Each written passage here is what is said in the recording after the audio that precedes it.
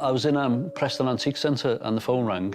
Someone said, "Is that Wayne?" And I thought it was one of my mates sort of winding me up. I'm waiting for the punchline. And then I had further phone calls. Half of me wants to go out and find out about it all now. I am an antique specialist. And finding stories and people's history, the real richness is in people's past and their stories and their history and their life. So might just be a bit of a nosy person and like to delve into people's lives, but it fulfills me. Today, he's making that short trip to see the house that belonged to his mystery relative.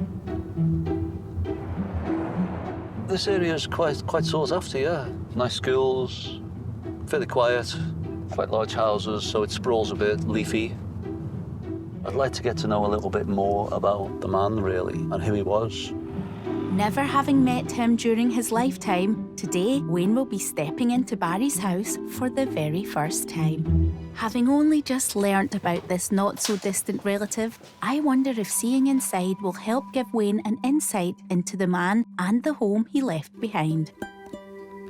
Yeah, you bought this at around 1987, off plan. Oh, so it was new. It's probably quite a brave thing to do, you know, in the 80s. Yeah. And a lovely street as well, so you chose well in terms of location. Had you heard the name Barry mentioned in the family? Never heard of him in my life. He lived here on his own. We know that, and we know that he kept this house really well. It's interesting, isn't it, how you can walk into a house and get clues about people? Usually I see it through people's objects, of course. Yeah. Not through their decor. I understand what you're saying. This is like a blank canvas, and you're a person that likes to see personal items, so to come up with an idea. Now that I've found a story, it's intriguing to actually go into it. I see where Wayne's coming from. As an antique dealer, he spent his life learning about other people through the objects they leave behind, and I think he's struggling to find a connection within this empty house. I don't feel him here, to be honest with you. Okay. It sort of feels a bit more sad than anything that he's passed away here on his own, maybe, than me connecting with him, I have to be honest. Yeah, you seem a bit sad, and you know, this was someone that was related to you. Yeah. As well as that, somebody I didn't know. And yet you're linked to him because this property has been left to you. Oh, yeah, yeah. You shouldn't feel bad about that. This is an inheritance. An inheritance has a monetary value, but I've noticed since you've came in here, what you're really looking for is clues about Barry and who he was as a man. Wayne's still adjusting to the fact he's just inherited a house from an unknown relative. But this 3-bed property could turn out to be a considerable windfall. But renovating a house with 41 people might be pushing it. Instead, Barry's estate can serve a different purpose, that of reuniting his large family. As Wayne had lost touch with many of his relatives, he's decided to meet some of them. I'm a bit estranged from my family for a long time, so that is why this is quite a nerve-wracking day. I know that they are all nice people, but I don't know their personalities. I remember them from when I was young, and that's where I sort of left it. Oh, yeah. OK. How are you? Come here.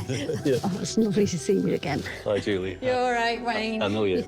This is a little bit scary in that way, that it's all about emotions, and am I ready for them today? I'm not quite sure.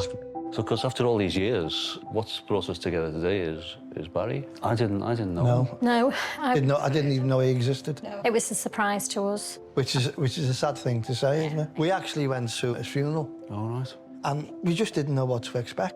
But the amount of people that were there and the friends he had was a nice surprise, you know, because I was under the impression that he didn't have anybody. So to be honest, this man that I didn't know, I sort of feel like I sort of don't deserve any of his inheritance because I didn't know him, you know. It's been playing on my mind a little bit. It feels wrong. My mind's telling me I sort of just give it to charity or something, but I just... It's sad that he's not made a will. You know, it's just a shame. At the funeral, talking to his friends, he was a supporter of the air ambulance. And I'm thinking that whatever money we get, or I get, I'm probably going to make a donation on his behalf. That'd be nice. This is a memory of a cousin that I didn't know. Well, maybe we agree to that today, and it's something what can come out positive out of something. Yeah. Everybody is in agreement that we're going to use his inheritance to do some good and a charity close to Barry's heart. Something that we talked about with my daughter at the end of, after the funeral, that, you know, maybe all of us get together in a pub somewhere. We all just have a night together and meet the family. I really hope that we can stay in touch because it's just been so lovely to catch up. Definitely felt like blood. Yeah, I think Barry's death has brought us together. We've met up as a family again. So hopefully it won't just go away. They were worried about, you know, it being about money, and so I'm so glad that it has worked out, that the money's not even important, and it's about family.